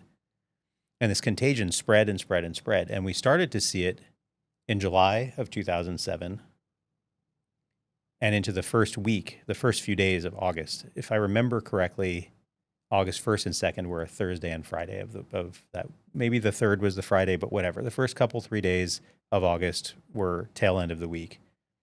And by the end of that week, we had seen enough fucked up stuff in the patterns of, and I'm not talking about like chart patterns. I'm talking about like intraday behavior where you'd start off, let's say, up for the day. Profits would dwindle. In the last hour, they would really accelerate down. Or you'd start off down and dwindle, and then the last hour absolutely destroyed. And the reason this was telling was that we knew that most VWAP algos follow the liquidity curve of markets. And so this was just the VWAP algos liquidating portfolios. And it was happening on both the long book and the short book. There were no fundamentals to explain it. It was across a wide swath of alphas, but it was actually starting in a collection of things that we knew were more commoditized, more crowded, that more people were doing. So we said, this contagion is going to spread. We went to cash. Now, we didn't go to cash in enough stuff. It went further than we expected it to, but we saved ourselves a lot of loss. So this is interesting. Would you say an edge can also be knowing what others are likely to do or where they are likely absolutely. to go? That's just prediction. Look, so let's say that I personally, I think Tesla is a garbage company. I think it's somewhere between a fraud and the most overrated fucking thing I've ever seen. Okay? Personal opinion. I've had this opinion for a long time. Luckily, I haven't really put too many trades on related to it because I would have been wrong, right? So let's say that like in some future, I'm correct and Tesla is a zero, right? I don't win by having that opinion right now and putting it on, right? Okay, I see your point. This is all about knowing what people are about to do kind of soon. Yeah. Otherwise, you're fucked, right? I think it was Friedman or some economist. The market can stay irrational longer than you can stay solvent. So yeah, you can't fight the whole world, right? Yeah. You're kind of speaking my language here, so I'm going to explore it. The premise of my strategy is going to be heavily technical based, predominantly technical based. And what I'm looking for is the word I'm going to use is liquidity. You maybe have a better fitting word for this, but I'm essentially trying to understand where is liquidity, meaning people's activity going to be. So a natural place would be at a very obvious Support or support level resistance. or round number. Usually people will get in, and usually their stop losses will be a little bit below that. So then if I see price respecting, and then shoots lower, then I'm seeing, first of all, the support level buyers are probably getting liquidated, but also breakout traders are probably getting in to look to sell. So I know this area, things happen more than in other areas. Mm-hmm. And if I can align this with a session open where volatility is likely higher, and then I can see a sense of rejection, which I have multiple definitions of, well, then I can basically be a non-conformist and see, well, a lot of people got in here, they probably got screwed over here. I can now trade with the big players. Is there any truth in what I'm describing here in terms of the why? It seems completely reasonable, right? So it is a little bit self-fulfilling in the sense that if it was all done by machines and it was just smoothly like trend following or whatever, yeah, there would be a sense of, to the extent that you get this crossover and it's changed now where you want to be short instead of long this instrument according to the trend, then people are going to start piling into that more and more. So it's kind of the same thing there too. But if no one paid attention to any of these round numbers or these support levels, if no one paid attention, would it still happen? Probably not. Okay. So this is what I mean by the self-fulfilling bit. Yes. But given the self-fulfilling bit, given that there are a lot of humans that do a lot of this kind of activity, especially at short time scales, yeah, I mean, it's fine. Seems to make sense to me. I really struggle with the why because I have so many questions. And then when you get into liquidations too, like that's where it's really like, that's the real meat of the stuff for me. Like the round numbers feels like, why? Like it's so irrational to me that should matter. Like the price of 50 on something is not different than 50.01 except for by a penny. Like this becomes my point where I see the signatures of this every day, all the time. But I just don't understand the why. And I act regardless of not knowing the why, but I'm super curious. And I ask it all the time to people that I think could answer it. So when I'm exploring this, okay, whose liquidity would be on this very obvious support level? And whose liquidity is relevant? Well, it's going to be the big players. And if they are the ones getting liquidated, if we call it a stop loss hunt to give it a term, then I get in. And then it goes in that direction in spite of them. Well, my orders are completely irrelevant. So whose orders created the push down to take it out, and then who was that winning party? So this is market impact. That's basically the game you're playing is a market impact game. So we talked about it with liquidation. So let's say that, let's just take this as one player and one market maker, okay? And then we'll expand the system because the concept will expand out pretty nicely with it. So let's say you're the market maker and I'm the investor. And I'm like, okay, market maker, I want to buy 100 shares. And here's the market, whatever. Here's your 100 shares. I'm not going to move anything, right? Now I keep coming back to you every few minutes. I want another 100, another 100, another 100. You might start going, well, what's this guy up to? How many hundreds is he going to take off me? Because at some point I should start moving the price up in reaction to him in anticipation that there's more behind it, right? So this is the notion of market impact. Now let's say that I bought a bunch. I bought 2,000 shares from you in a series of 100 share orders. You've moved the price a bunch. Nothing else has happened. There's no other reason that the price has moved. I've moved it by my interacting. Now I stop interacting. Shouldn't the price come back to where it was before I started? Nothing's changed except for I bought some. Now maybe if the world knows that I'm a really, really clever investor and I've just bought a bunch of this thing enough that it was worth moving the market, maybe that conditionally improves the odds that it should go up. But come on, like really no, nothing is new. It should go right back to where it was. To a large extent, I think that's what you're profiting from, is when people get blown out of stuff, especially when lots of people get blown out of stuff. Now it's not one guy saying, I want to buy 100. It's 50 guys saying, I need to cover my short. Like I need to, like now my stop loss is yelling at me. I got to get the fuck out.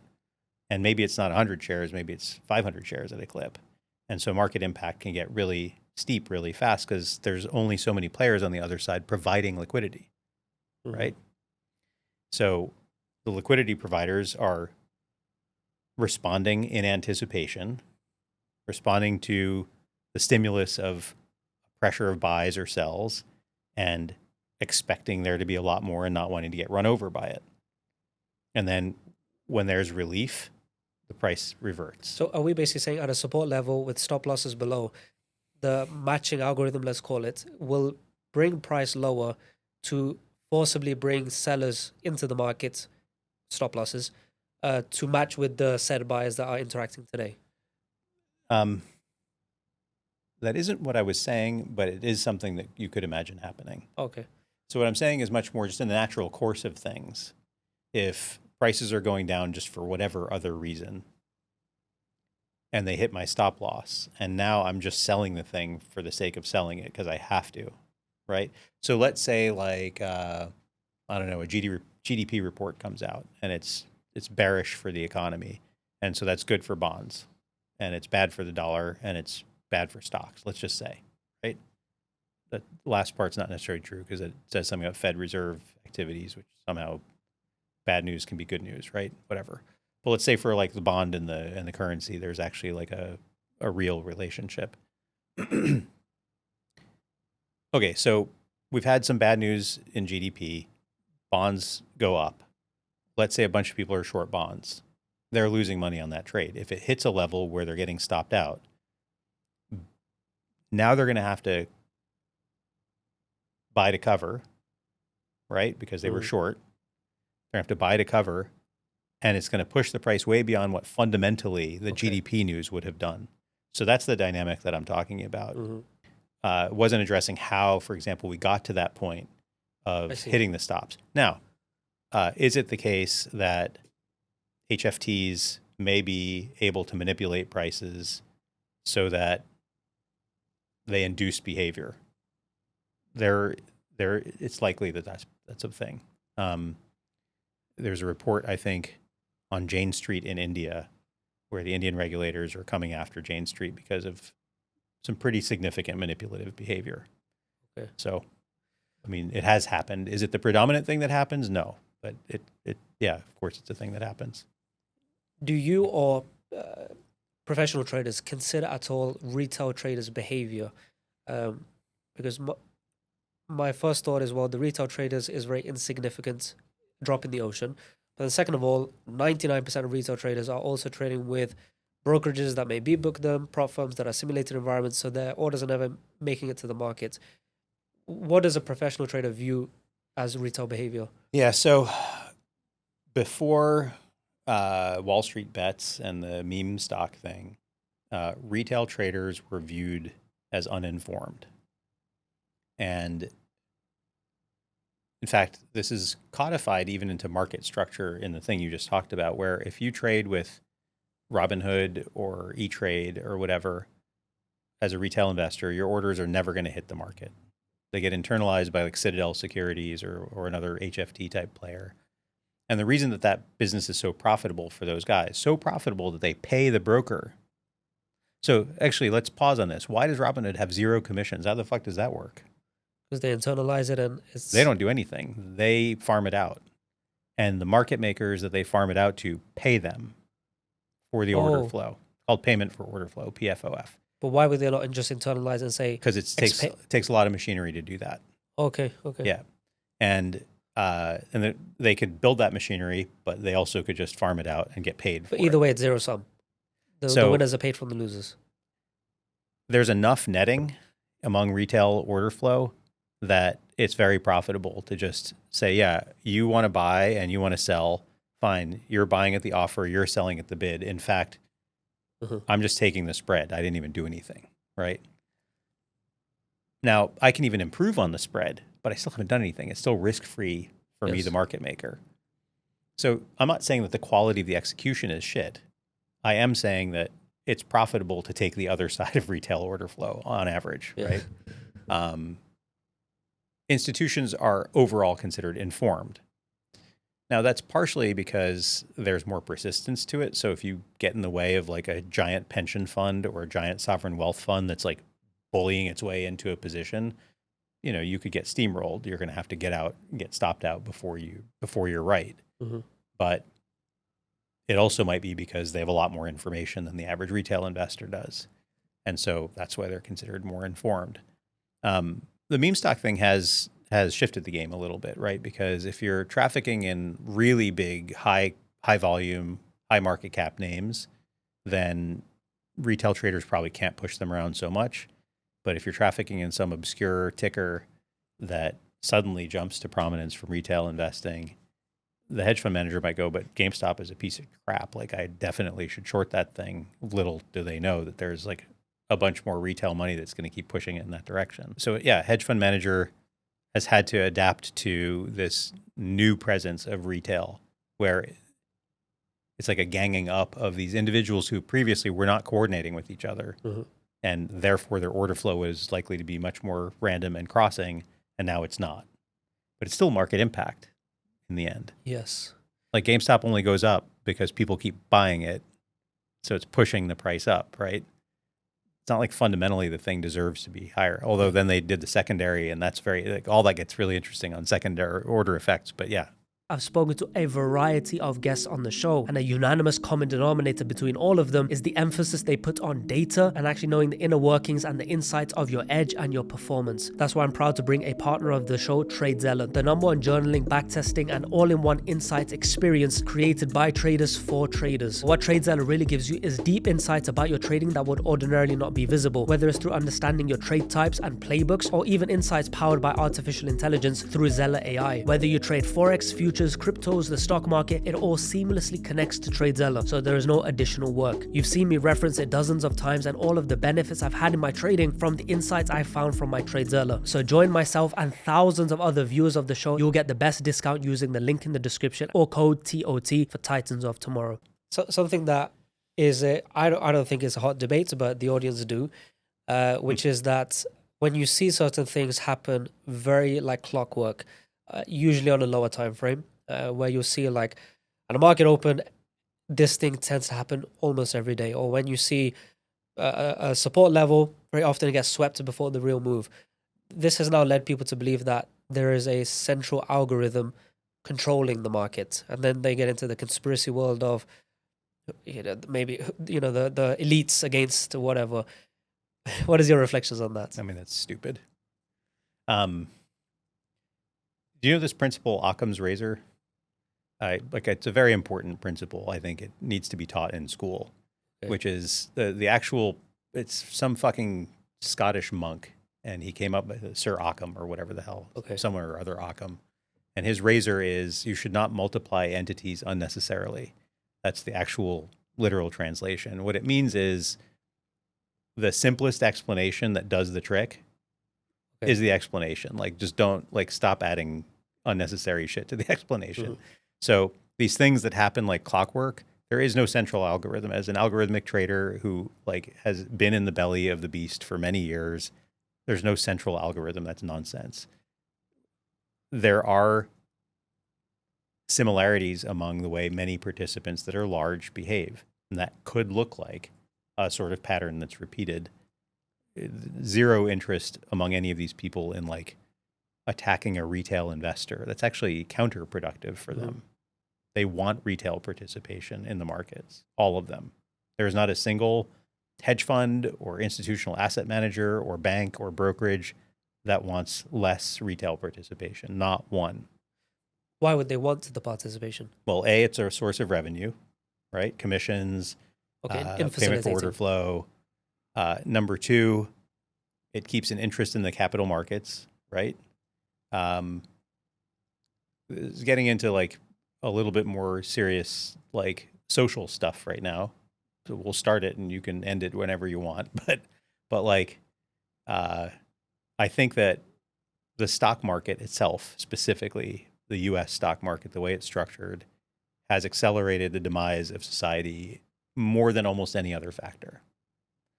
And the reason is that there's such a short-termist approach. So think of this. You have a company. Let's say you have a family business and it makes profit. You're stoked, right? Yes. Let's say it makes the same profit next year as this year. That's not a bad thing. Now let's say it makes more profit next year than this year. Now you're extra happy. None of this is enough for the stock market, right? From a fundamental growth standpoint, for a company to have its price go up, right? The stock price, for it to go up, there has to be accelerating profit growth. second derivative now. Not just Oh. make money, not just make more money, The make rates. more money at a rate that's not diminishing, at least, ideally accelerating. Now, there's only a couple of ways to make more money. You can sell more, or you can reduce your cost. So cost cutting, whether it's outsourcing manufacturing to China where there's less regulations on, human safety and also what goes into them. So you have lead paint in your kids' toys and it's made by slave labor. Cool. Was that worth it? It depends who you ask. If you ask me, I say, no, it's not worth it. So this very short-termist mindset, and by the way, there's a very clear mechanism for this. This is not a conspiracy. This is actually just game theory. It's just the way it is. So like, let's say you invest in a company, right, today. Why would you invest in the company? Why would you invest in the stock of a company? It's because you think it's going to go up, right? But let's say that we know that that company is just going to make X dollars per year. It's not going to make more in the future. The price isn't going to go up. You don't really benefit from the profits as an investor. You benefit from the price going up, right? Yes. So the only way the price goes up is if profits go up. So it's this feedback loop that comes from that mechanism. Yeah. All of this is to say that if you want a conspiracy of the wealthy against the poor, it's like, please continue playing the game. It's not the fucking, like, we want to take your trading profits. Those are meaningless to these guys. It's like, please keep watching TikTok. Please keep buying our shit. Consumerism. That's all they actually care about. And it's very true. I don't want to spend too much on this tangent, but I see a point where when you look at the things that are going on in big pharma, it's driven by this. What's going on in the food industry? Oh my God! It's. I went to Berkeley, and it's like a liberal school, right? It used to. I don't know what it is now, but it used to be a very liberal school. And I majored in econ, and one of the classes I took was called healthcare economics or health economics. And my term paper was, this class shouldn't exist. Because the minute you start caring about the profitability of caring for people's health, you get outcomes like pharmaceutical companies just wanting to be dependent on their drugs. You get treating symptoms and not underlying problems. You get a food industry that's like in cahoots with the pharmaceutical industry. So we'll make you fat and then we'll sell you Ozempic. Yep. Like, this is what you end up with. This is what, and the funniest part of this story is I got like a B- on the paper. You'd think that's either an A or an F, but I guess he didn't. I don't know. Wonderful topic, but I do want to bring it back for another time. Yes, back to trading. So what I want to explore now is when I look at risk. There's only, well, we touched on it earlier. It's either you do standardized risk 1% every trade, or based on conviction, you can increase or reduce in a losing period, for example. But there seems like a very small, finite amount of things to do.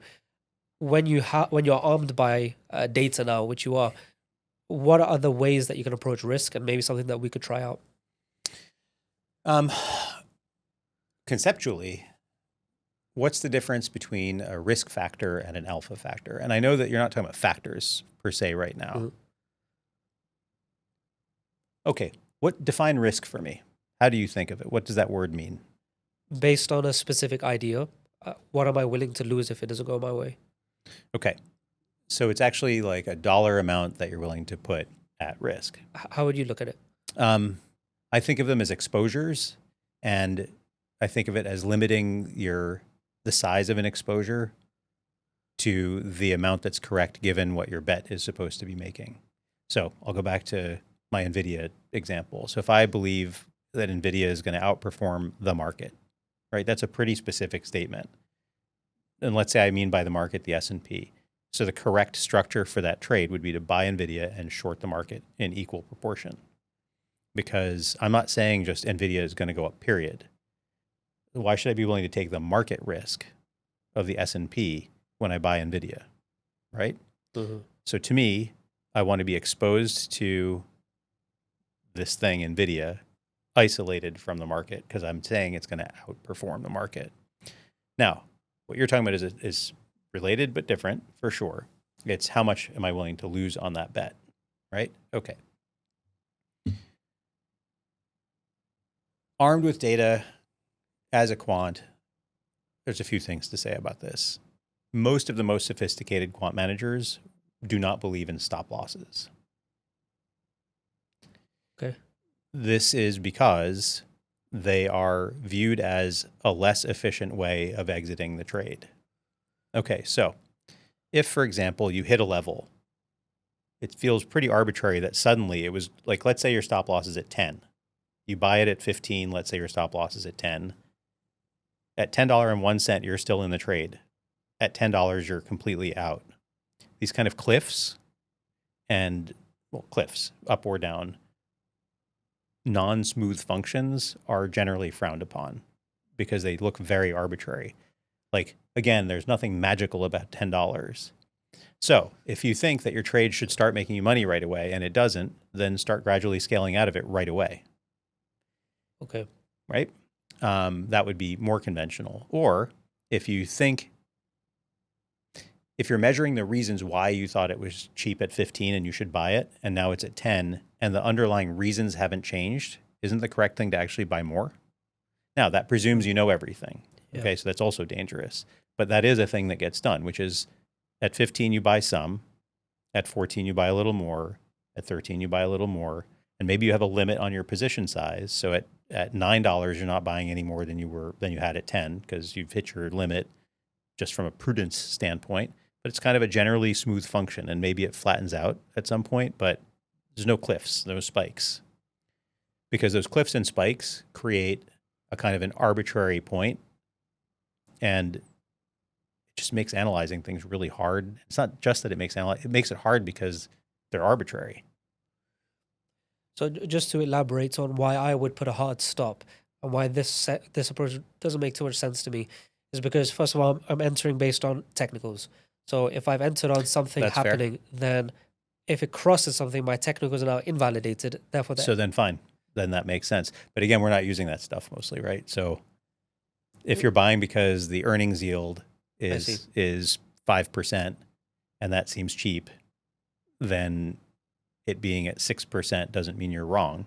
Yeah, so in your case, you have no hard invalidation for a typical idea you would take. Not based on the price action. I see. Yeah.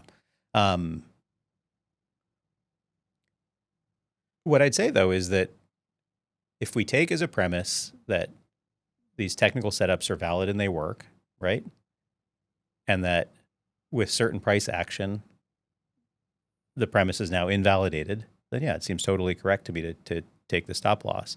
Why are you cautious with your words when you speak about technicals in the sense of if they are true or not?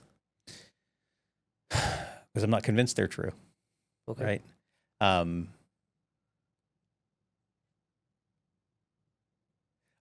But it would be weird if I was convinced because I don't trade them. Right. Right? Like, yeah. Like, I've just come up in a... But if we boil it down, a trend, which you've spoken about, do you not see just in a technical form a very primitive trend is a sequence of higher highs and higher lows? And the moment the previous floor in price is now broken, that trend has now changed to another trend. If that's the rule if that's the rule you've established, then sure. But what would happen is you would go from long to short. You wouldn't stop out. Okay, I see. This is you could configure it so that there's a neutral point, right? You could configure it that way, but then you've made the model so that it's long neutral flat or long neutral short, right? And it has 3 states instead of just 2. But it's still not a stop loss. Like your model is sort of saying like we're in this condition where we don't have an opinion about where it's going to go next. When you explore risk and you kind of said it's a what is the word to describe how you would scale out? Do you have a term for it? That the model knows it's wrong. And I mean, it's actually pretty analogous to why you scale out with a stop loss. It's that you've invalidated your hypothesis, right? Would you do the same for when you take profit in the sense of, is it a predefined level or is it the reason I got in is X. Once it's achieved once it's achieved that, then I phase out in the same way. Yeah. So think of it as a much more smooth function, right? So let's say I have 1,000 stocks, right? And let's say that I rank them by cheapness in some dimension, whatever cheapness means, okay? Every day these prices are moving around relative to each other, and so that ranking changes every day. But it's unlikely that something goes from like the number 1 company to the number 1,000 company instantaneously. It's probably moving down the ranks from cheapest to most expensive. And so smoothly, as it's getting more expensive, I'm smoothly getting out of it because my conviction is lower. As it then goes back up in cheapness, meaning the price is going down, I'm buying more of it, right? That's certainly a very conventional standard way of doing things in the like professional quant investing world. If you are to, let's say, plot 1,000 ideas where you did this, would this be something that you'd say is you can typically nail, or would it be something that looks like a bell curve, where sometimes you nailed it, sometimes you're a bit off, sometimes you're totally off, and you get a normal distribution? You mean in terms of the outcomes? Yes. For example, you phased out too early, but then it kept running. Yeah. I think it's hard to answer that, actually. The reason I ask is because I've spoken to traders who would do this. They would get in based on fundamentals, and when that fundamental thing has changed, then they'll scale out. Then you have others who are technical based, and they would be getting on a trend, and when the trend has ended, a break of structure, they would get out, or a resistance level opposing their trade. I used to have this approach, and then I realized, well, there's an abundance of technical levels that it could reverse from, and none of them are a must. So then I would act on one of them as opposed to another based on a feeling, based on what I wanted the trade to be, greed, fear. That it no longer became a science, let's say. So then I went back and I plotted all my trades going back years, and this took me months to do because I'm not armed with AI or code in the same way. So I was doing it all manually, and then I started to realize, okay, some of my trades I got out too early, some of them I got out too late, and then it did form a sense of a bell curve. So for me now, instead of trying to say I'm going to follow the trend, sometimes what if it goes 20% of my direction and reverses, sometimes 90% of my direction and then reverses, I just realized, okay, I've got, based on the bell curve peaks, I've got areas where it makes sense to be taking a profit, and then I just defaulted to that, and I don't do anything else. Right. And it brings me a lot of mental peace. It brings me a lot of confidence now, because I know even if it doesn't feel sound, I know in the long term it is. And it really evolved my trading, and that was 1.5 years ago that I did that, and I haven't looked back since. But knowing that you are a data first trader, I would have assumed that you would have done the same. So this thing I just mentioned of like betting on the cheapness or expensiveness and doing it in this smooth ranked way, that's a trade that has the characteristic that it tends to win more often than it loses, but its losses tend to be bigger than its gains. Okay. Loss is bigger than gains. Yeah. So your average loser is bigger than your average winner, but you win more often than you lose. Would this be a desirable system? It can be, as long as that juxtaposition is good enough, right? Okay. So if you lose twice as much on your losers as you make on your winners, but you're right 90% of the time, yeah, that's fine. It's like selling options, right? Until it goes wrong, and then it goes really wrong really quick. Sure. They're really successful long-term options sellers. Like they've been doing it for like a decade. Fair enough. I know them personally. Like they are good at this, and it's possible to be good at it. Then you have the opposite, where like trend followers, for example, are wrong on 60, 70% of their trades, but their winners way outpace their losers. And there's people who have all kinds of things in between, including corner cases where someone makes money more often and has a good profit to loss ratio. That's obviously super desirable. Some of these things, though, map to the type of strategy. So trend is like that, because one of the hallmarks of trend is you ride your winners and you cut your losers. Because if you're expecting it to keep going and then it reverses, usually the trend is broken. And so it's no longer in an uptrend, so you're out. Whereas as long as it keeps going up, you can keep riding it. There's no like fair value at which you're like, oh, it's gone too far. There's no such thing as too far. Whereas with these kind of RV, like relative value type of things, there is a sense of, oh no, it's like now overpriced. So I actually might short the thing that I was just long eventually, because I'm not like a long-term believer in the thing. It's just, I think there's a center of gravity and it should return to it. But you're absolutely correct. The adverse selection, which is going very wrong very quickly, is the big problem there. You just try to solve that with other means. For example, would you make this bet the day before earnings are coming out? Probably you don't, right? Yeah, you put in You parameters have to to filter control out it. things to exactly With minimize. the way you described it, is there a baked-in truth that they have to have a correlation where win rates will be correlated to risk reward? Because you described as someone that has a low win rate and a high risk reward, and vice versa. What was the categories? Yeah, I mean, again, there are no successful strategies that I'm aware of that have a bad win rate and a bad profit loss ratio. Yes. But the other three states of that kind of quadrant Okay. would do exist. The most common ones, though, are the two that I mentioned. The high win rate and the high profit loss ratio is atypical. Yes. Right. It's a little bit of a golden goose. In pursuit of further defining, because I know in your book this is what you have done and then reiterated, I've understood it would just be you follow the trend or you reversal trader. And then I started to see, for example, yesterday in the Quant event, not the Quant event. I did one in New York, though, Battle of the Quants. I don't know if you're familiar. Yeah, very. But yeah, I was yesterday at the CTA event, CTA Expo. And then they were basically, all of them gave themselves a label, which was interesting to me. They were like, I'm a systematic macro, I'm a systematic trend, and I'm a regression to the mean, which is not something that I'd heard before, but I guess that's reversal. So can you help me explore the categories of traders and maybe the pros and cons? I lay this out in my book as well. I think conceptually there are very few things that people can do to make profit. So you make profit by timing, okay? Timing the selection and sizing of your holdings. That's what alpha is. So by what methods can you time? Okay. So I kind of enumerated the stuff you can do with price already, but to reiterate, using price and exchange type data, you can bet that prices continue in the direction they've been going. That's trend. You can bet they reverse. That's reversion. And you can bet that other types of market data that are still like exchange type data, volume, volatility, options, whatever, can give you a sense of sentiment. Okay, so that's technical sentiment. The other alphas that exist, I think there are only 5 more, are on the fundamental side. So using fundamental data, you can bet on cheapness, which is value or yield, or carry. You can bet on growth, which is the idea that the thing will grow more in the future than it has in the past or than people expect.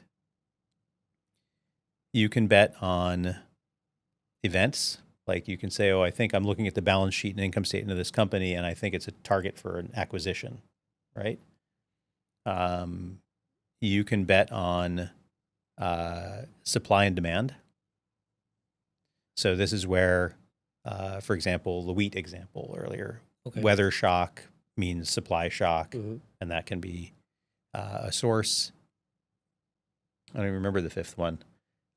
Quality. Sorry, that was an old school one. Quality. So this is the idea. This is like a solvency trade. So all else equal, you'd want to hold the high quality thing and or short the low quality thing. So if you think a company is like has a fraudulent balance sheet, that might be a source of thinking. Or if you think a country is governed by better or worse leaders, then maybe that is an indicator, an input into whether or not you should buy the assets of that country. So yeah, quality, growth, value, events, and supply demand. These act as differentiators, or people are usually mixing? I mean, price trend, like the trend following CTAs that you mentioned, the CTA Expo, like those guys are pretty much doing the one thing. Most groups. So the way we try to achieve consistency of profit is by drawing from all of these or as many of them as we can. Okay. And diversifying our sources of alpha, our sources of timing. That's how we try to be successful. I finally have a special offer to share with all of you from the US or my futures traders, which is over 20% of the listeners of the show. And that is Alpha Futures, a leading futures prop firm that is working with Trader8 and Ninja Trader that are compliant with CME regulations. With the largest end of day balance drawdown in the industry, a 90% profit split and same day payout. And with the most competitive pricing in the industry, with accounts starting at just $79. On top of that, just by being a viewer of the show, you get up to 40% off all evaluations. evaluations. So why not get started with an evaluation right away, trading $50,000, $100,000, and you already know the power of prop firms and larger capital. So go ahead and use the link in the description or code TOT for the best prices in the industry, plus the best discounts in the industry to make this a home run offer if you are a futures trader. From a non-technical person, when it comes to what you do, the perception is you guys have got it really figured out and you got it dialed in and you've made it a science and it's what everyone should strive to do. Is that the perception from the other professionals that are allocating funds?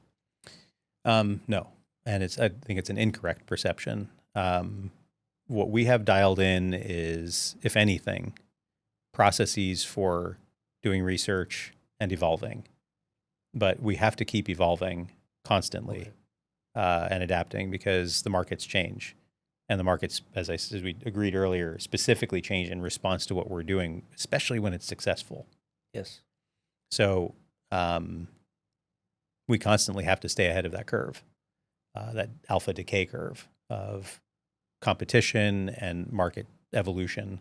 We have to evolve ourselves. And some of that evolution more recently looks like trying to suss out what are other traders going to do, right? Other alpha pursuers. What can we predict about how they're going to behave? It used to be, let's just go to like the base level of this company has good earnings, so we should buy it. Then it became, well, analysts are predicting already, so did the company do better or worse than the analyst prediction? And now it's, but what's the whisper number? What's the hedge fund community? How are they positioned? Is it a big enough surprise to warrant still buying it, et cetera? So yeah, it's constant. It's basically a constant game of cat and mouse. We spend so much of our time on research, as does any self-respecting quant shop. What is the place of intelligence in trading? Whoa. And does like it act role? favorably? For example, would you assume a smarter person would likely have more success, or is it a role that's a of great question. Emotional intelligence because you are able to understand what others may do? It's a lot more like engineering than it is like physics. So there are a lot of really, really, really smart people in this business. Most of my career has been picking quant traders, not actually doing the quant trading. I had a company I started with my brother in the late 90s that was a quant shop. We actually did the trading ourselves. And the place I'm at that I joined last year, also, we do our own stuff. But in between the other, 24 years of my 28 years in the business, I was an allocator to quant managers, specifically to quants. And they're all pretty, like, you can't be stupid and succeed at this. But being like a math Olympiad champion versus having a bachelor's degree doesn't tell you anything at all, like literally nothing. There is no signal in that. So the signals are somewhat emotional intelligence related. And a lot of it's just doggedness. So you have to have enough confidence that you can go, right, I'm going to predict in the hardest place in the world to predict. I'm going to build a model to predict, right? That's like some big balls to make that proclamation. But at the same time, to know, without getting butthurt about it, that 95% of the things you're going to try are going to fail. And when you succeed, you're like barely better than the flip of a coin, as we talked about with R squareds earlier, right? Like it's to be like egoless, relentless, and confident. Like those are the real ingredient. And you have to have a baseline level of intelligence, technical skill, but being smarter means nothing. It's also interesting because I would assume, from my own experience, I was 6 years at university, so I'm very used to the academic, especially the scientific process. And typically there, from an academic, it's like, if I failed an exam, I got to do more, learn more, try harder. Whereas here, losses are baked in. It's part of the game. And maybe for an academic, that might be a hard bridge to cross. I agree with you. But if you think about it, there is actually that analogy where if you don't get 100% on your test, it means you had more to learn. And if you don't get 100% of your trades right, it means you have more to learn. Why? Because if there isn't more to learn, because achieving 100%, is there a truth, a symbolic truth, I guess, of 100% in the No, market? but that's not the point. That doesn't mean you don't constantly strive to get Okay, better, I see. Okay. right?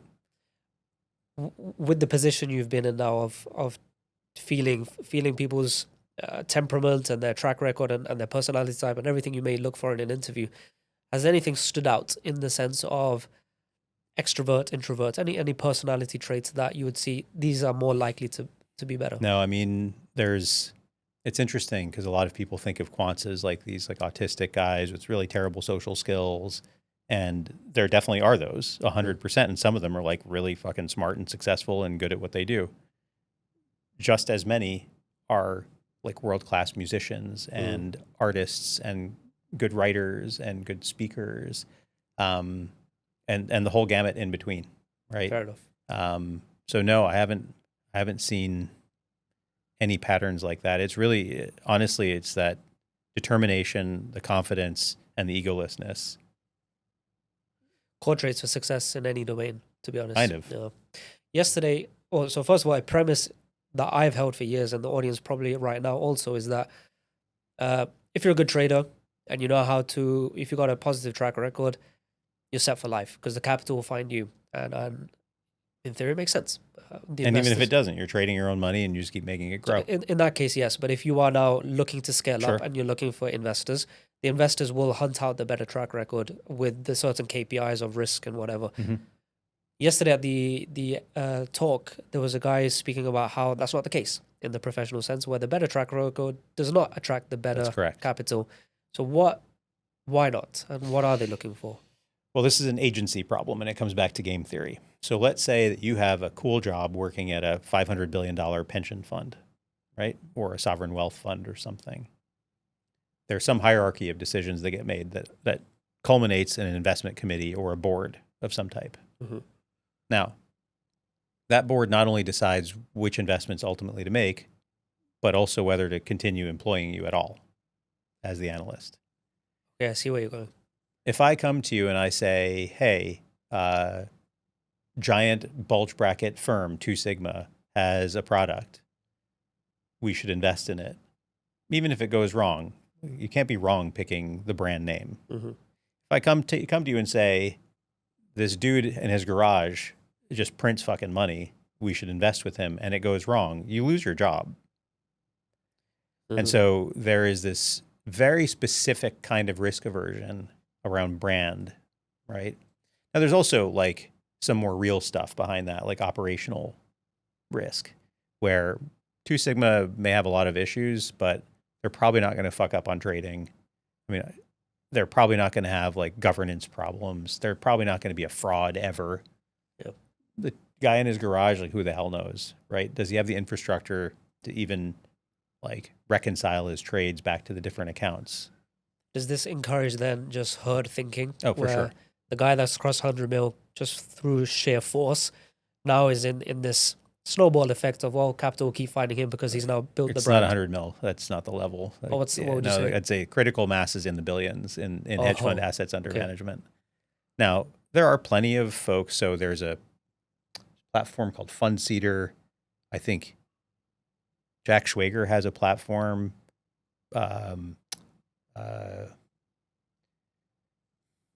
Interactive Brokers, I think, have a Okay. kind of a seeding program. So there are different places out there where you can bootstrap up from just your own capital to something more. But to go from that to like managing hundreds of millions, it's like really, really, really, really hard. Way harder than the actual making of the money, because you have to convince people to go against their game theoretic interests. Yes. What I found funny yesterday was how they all, in fact, it's been a theme for the last few events that I've attended, is how they all kind of talk smack on each other and whilst maintaining the fact that they're doing the same behavior. Yeah. One of them that stood out to me is that because you have a management fee, institutions have a management fee, and you're not rewarded. I mean, you are rewarded in terms of performance, but you are penalized for risk because you will lose the capital. Yeah. So there is an incentive to just throw it into the S&P or throw it into indexes or simple strategies. But then you get a performance not of what you did above the S&P. You get a performance On of the whole thing. of the whole thing. So some guys were like, man, I got 100 mil. I won't even mention names, but I got 100 mil. I just throw it into these simple things. I know I'll make 10, 15%. I got a performance on that, and I got a management. So just for me to get up in the morning, I'm making X millions a year. And he was saying it in a very, it was in the after hours when he had a couple of drinks. And then what I realized is a lot of these guys are doing it. Yeah. And this has become the game.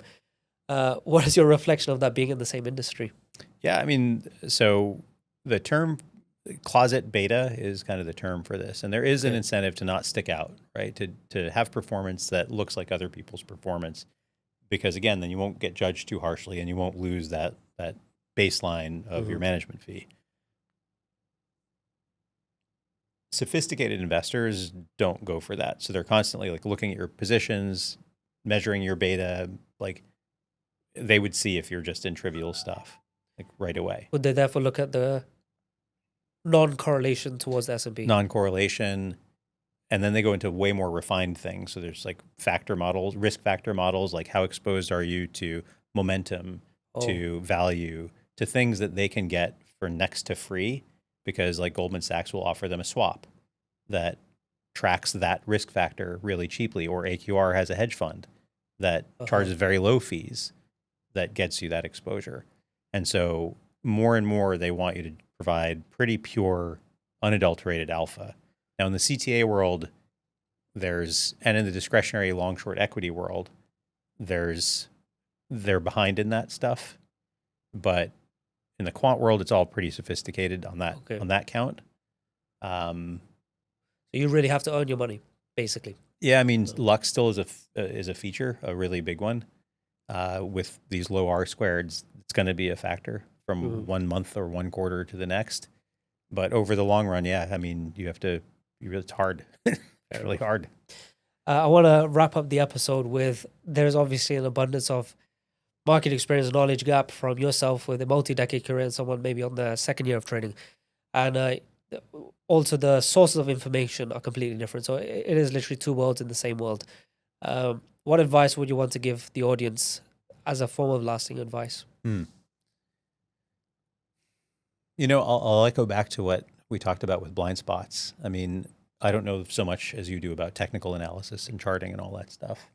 What I know is that intentional behavior is categorically better than accidental behavior.